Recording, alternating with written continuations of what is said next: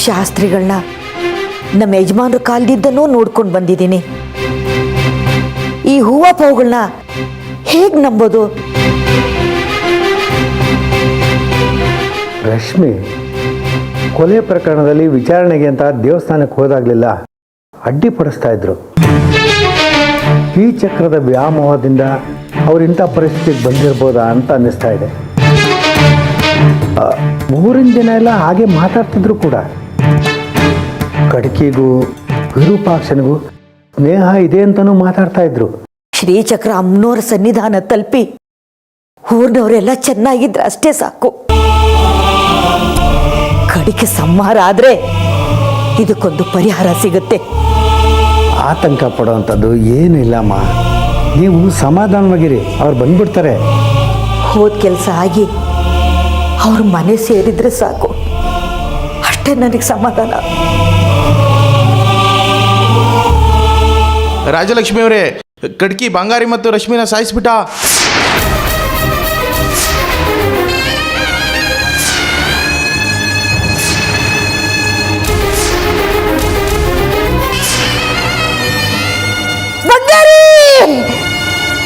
ಮಗಳೇ ರಶ್ಮಿ,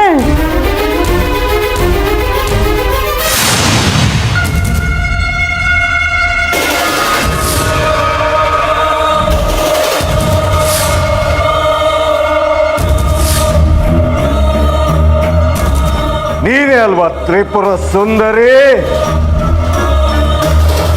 ನಿನ್ನನ್ನು ನೋಡೋಕೆ ತಾನೇ ಜನ ಬರೋದು. ಬಂದವರೆಲ್ಲ ಬಾಗಿಲ್ ತೆಗಿ ಅಂತ ನನ್ನ ಪ್ರಾಣ ತಿಂತಿದ್ದಾರೆ. ಅವರು ನಿನಗೆ ಪೂಜೆ ಬೇರೆ ಮಾಡ್ಬೇಕಾ? ನೀನ್ ಇಲ್ಲಿದ್ರೆ ತಾನೇ ಅವ್ರು ನಿನ್ನನ್ನ ಎಲ್ಲಿ ತನಕ ಹುಡ್ಕೊಂಡು ಬರೋದು. ನಿನ್ನ ಇಲ್ಲ ಅನ್ಸ್ಬಿಟ್ರೆ ಯಾರು ಹುಡ್ಕೊಂಡು ಬರೋಲ್ಲ. ಇವತ್ತು ನಿನ್ನ ಇಲ್ಲಿಂದ ಜಾಗ ಖಾಲಿ ಮಾಡಿ ನಾನು ಆ ಜಾಗದಲ್ಲಿ ಕೂತ್ಕೋತೀನಿ. ನೋಡೇ ಬಿಡೋಣ ನಾನ ಅಂತ.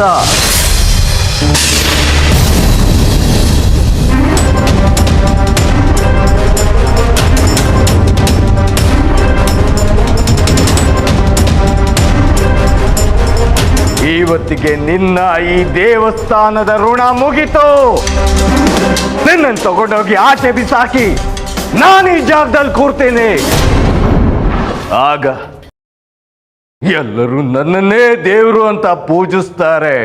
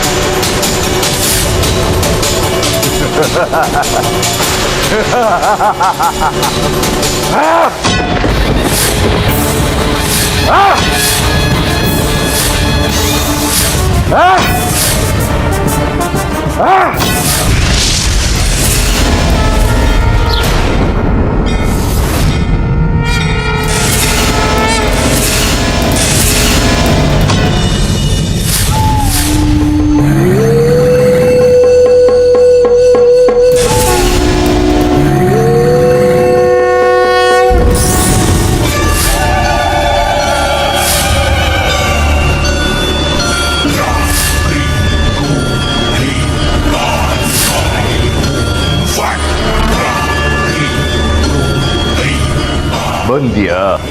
ಬಾ! ನೀನು ಬರೋದನ್ನೇ ಕಾಯ್ತಾ ಇದ್ದೆ.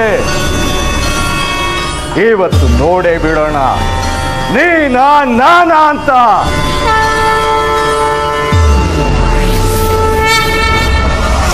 ಯಾಕೆ ಸುಮ್ಮನಾಗ್ಬಿಟ್ಟೆ?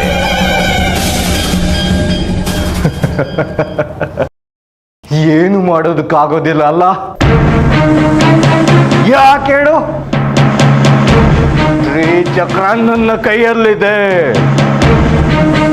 ಶ್ರೀಚಕ್ರ ಇಲ್ದೆ ನೀನು ಏನು ಮಾಡೋದಕ್ಕಾಗೋದಿಲ್ಲ. ಮುಂದೆ ನೀನು ಬರೀ ಕಲ್ಲು, ನಾನೇ ದೇವರು.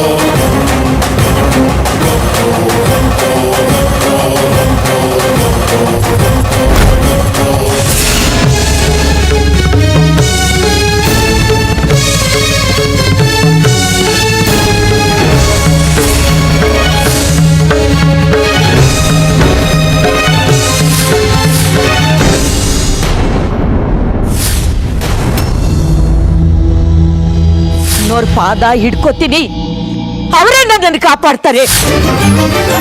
ಓ ಹೌದಾ? ಇದರಿಂದ ಕಾಪಾಡೋದಕ್ಕೆ ಹೇಳು ಆ ನಿನ್ನ ಅಮ್ಮನವ್ರಿಗೆ.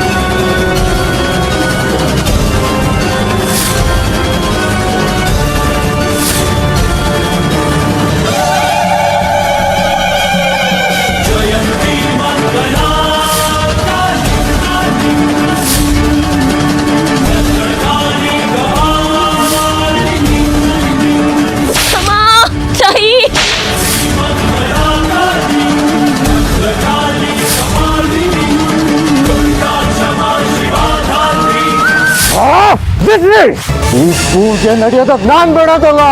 ನಿನ್ನ ಅಂತ್ಯ ಸಮೀಪವಾಗ್ತಿದೆ ಖಡ್ಕಿ.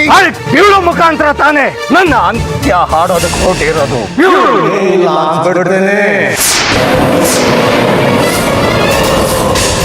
ಈ ಮಂತ್ರ ಮಾಡಕ್ ನಾನ್ ಬಿಡಲ್ಲ.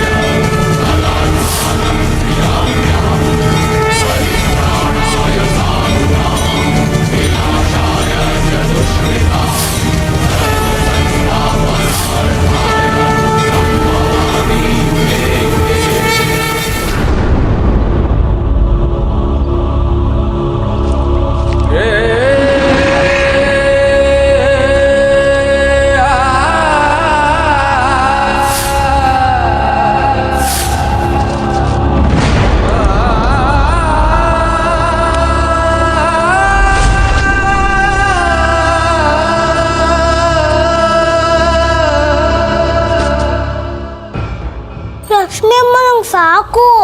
ಅಯ್ಯಯ್ಯೋ, ಇನ್ನು 4 ತುತ್ತು ಅಷ್ಟೇ ತಿಂದಿರೋದು ನೀನು, ಅಷ್ಟರಲ್ಲೇ ಸಾಕು ಅಂತಿದ್ಯಾ? ನಿನಗೋಸ್ಕರ ತುಪ್ಪ ಹಾಕೊಂಡು ಕಲ್ಸ್ಕೊಂಡ್ ಬಂದಿದ್ದೀನಿ. ನೀನು ಚೆನ್ನಾಗಿ ತಿಂದ್ರೆ ಅಲ್ವಾ ಶಕ್ತಿ ಬರೋದು.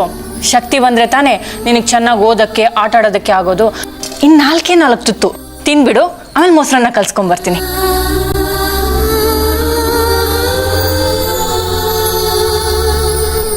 ಎಲ್ಲಿ ಹೋಗಿದ್ದೆ ಕಂದ ನೀನು? ನಮ್ಮನ್ ಬಿಟ್ಟು ಹೇಗಿದ್ದೆ ಇಷ್ಟು ದಿನ? ನೀನು ಇನ್ಯಾವತ್ತೂ ನಮ್ಮನ್ ಬಿಟ್ಟು ಹೋಗ್ಬಾರ್ದು, ಯಾವುದೇ ಕಾರಣಕ್ಕೂ ಹೋಗ್ಬಾರ್ದು. ನಾನು ಎಲ್ಲೂ ಬಿಟ್ಟು ಹೋಗಲ್ಲ.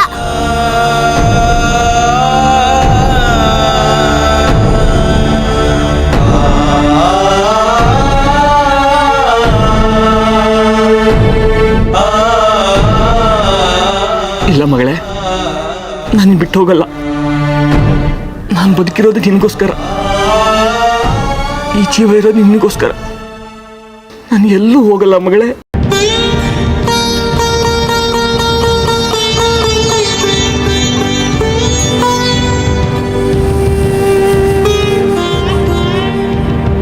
ಅಮ್ಮ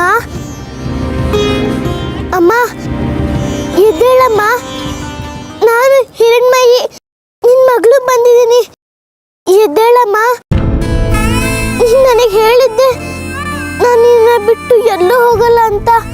ಈಗ ಎಲ್ಲಮ್ಮ ಹೋಗಿದ್ಯಾ? ಇನ್ಮೇಲೆ ನನಗೆ ಊಟ ಮಾಡಿಸೋದು ಯಾರಮ್ಮ? ಅಮ್ಮ ಎದ್ದೇಳಮ್ಮ, ನನಗೆ ಬೇರೆ ಯಾರು ಇಲ್ಲ. ಎದ್ದೇಳಮ್ಮ.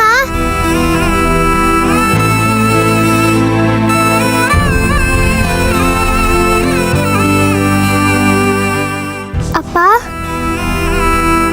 ಎದ್ದೇಳಪ್ಪ. ನೀನ್ ಯಾವಾಗ್ಲೂ ನನಗೆ ಹೇಳ್ತಾ ಇದ್ದೆ ನಾನು ನಿನಗಾಗಿ ಬದುಕಿರ್ತೀನಿ ಅಂತ. ಇನ್ನು ನಾನು ಬಿಟ್ಟೇ ಹೋಗ್ಬಿಟ್ಟಿಯಲ್ಲಪ್ಪ. ಯಾಕೆ ನಾನು ಒಂಟಿಯಾಗಿ ಬಿಟ್ಟು ಹೋಗ್ಬಿಟ್ಟೆ?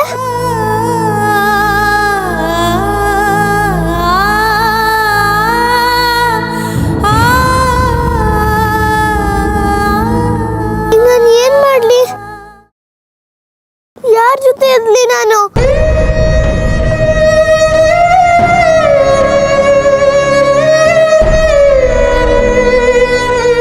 ಯಾರು ನನ್ನ ನೋಡ್ಕೊಂತಾರೆ? ಯಾರು ನನ್ನ ಪ್ರೀತಿಯಿಂದ ಮಾತಾಡ್ಸ್ತಾರೆ? ಎದ್ದೇಳಪ್ಪ.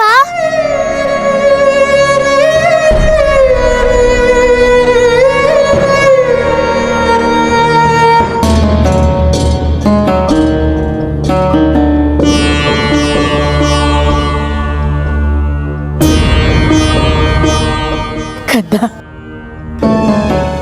ಮಗು ಹಿರಣ್ಮಯಿ, ಅಳ್ಬೇಡ ಕಂದ, ಅಳ್ಬೇಡ. ನಿಮ್ಮ ಅಪ್ಪ ಅಮ್ಮನ ಆಯಸ್ಸು ಇಷ್ಟ ಇತ್ತು ಅಂತ ಕಾಣಿಸುತ್ತೆ. ಭೂಮಿ ಋಣ ಮುಗಿದ್ಮೇಲೆ ಯಾರು ಇಲ್ಲಿರೋದಕ್ಕೆ ಸಾಧ್ಯ ಇಲ್ಲ.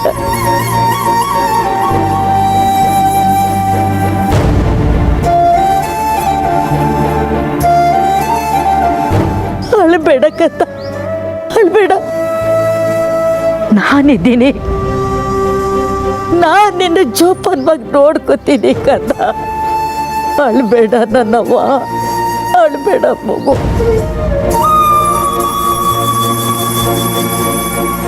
ಇಲ್ಲ, ಅಪ್ಪ ಬೇಕು ನನಗೆ, ಅಮ್ಮ ಬೇಕು. ಅವರಿಲ್ಲದೆ ನಾನು ಇರೋದಿಲ್ಲ.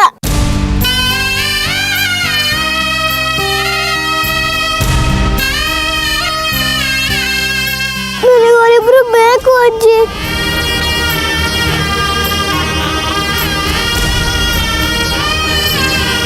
ಕಂದ, ನಿನಗೆ ಸಮಾಧಾನ ಮಾಡೋಷ್ಟು ಶಕ್ತಿ ನನಗಿಲ್ಲಮ್ಮ. ನನಗಾಗ್ಲಿ ನಿನಗಾಗ್ಲಿ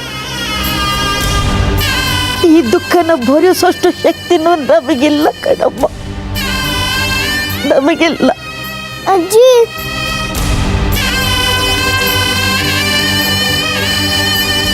ಆದರೆ ನೋಡು, ನೀನೇನು ಭಯಪಡಬೇಡ. ನಿನಗೆ ಮತ್ ನನಗೆ ಯಾರು ಇಲ್ಲ ಅಂತ ನೀನೇನು ಯೋಚನೆ ಮಾಡಬೇಡ ಕಂದ.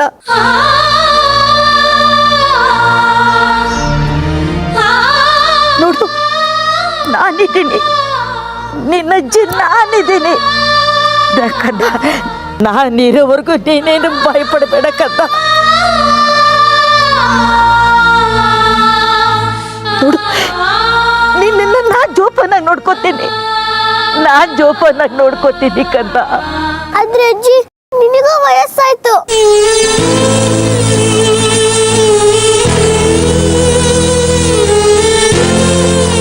ನನ್ನ ಹೇಗ್ ನೋಡ್ಕೊಂತೀಯ ಹೇಳು? ನಾನ್ ನೋಡಿದ್ರೆ ನಿನ್ನನ್ನ ಯಾರು ನೋಡ್ಕೋಬೇಕು.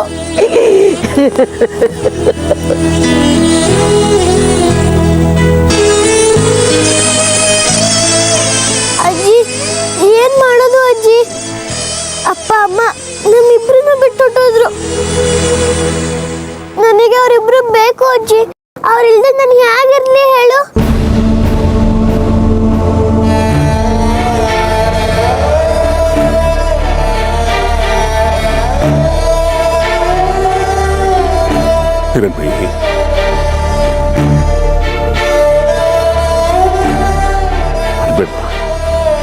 ಅಳಬೇಡ. ನೋಡು, ನಾವು ಇರಲಿ ಎಷ್ಟೊಂದು ಜನ ಇದ್ದೀವಿ ಅಂತ.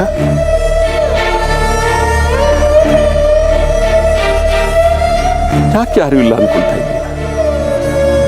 ತಲೆ ಕೆಡಿಸ್ಕೊಬಿಡಕ್ಕಂತ ನಮ್ಮನೆಗೆ ಬಂದ್ಬಿಡು.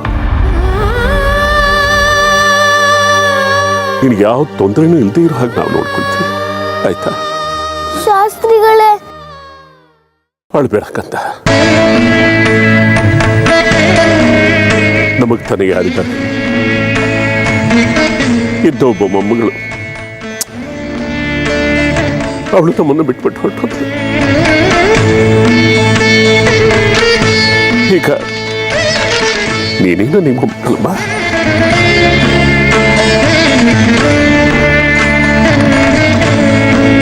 ನಿನಗಾಗಿರೋ ನಷ್ಟನಂತೂ ನಾವು ಯಾರು ತುಂಬಿಕೊಡೋದಕ್ಕಾಗೋದಿಲ್ಲ. ಆ ಮಹಾದೇವಿ, ಆ ಮಹಾತಾಯಿ ಆಶೀರ್ವಾದ, ಅನುಗ್ರಹ ಪಡೆದವಳು ನೀನು. ನಿನ್ನ ಬಗ್ಗೆ ಯಾಕೆ ಇಷ್ಟೊಂದು ಕಠೋರವಾಗಿ ನಡ್ಕೊಂಡ್ಬಿಟ್ಲು ತಾಯಿ ನನಗೆ ಗೊತ್ತಿಲ್ಲ.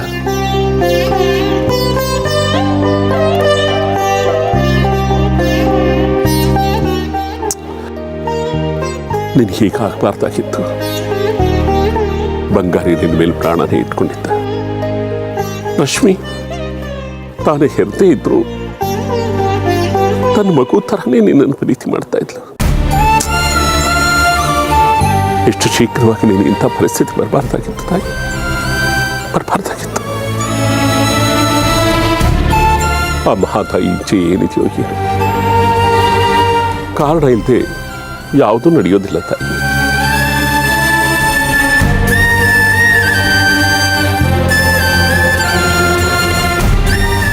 ಎಲ್ಲವೂ ಪೂರ್ವ ನಿರ್ಧಾರಿತ. ಅದನ್ನು ಪ್ರಶ್ನೆ ಮಾಡೋ ಹಕ್ಕು ನಮಗಿಲ್ಲ. ಬಂದದ್ದನ್ನ ಬಂದ ಹಾಗೆ ಸ್ವೀಕರಿಸಬೇಕು, ಅದೇ ನಮ್ಮ ಕರ್ತವ್ಯ.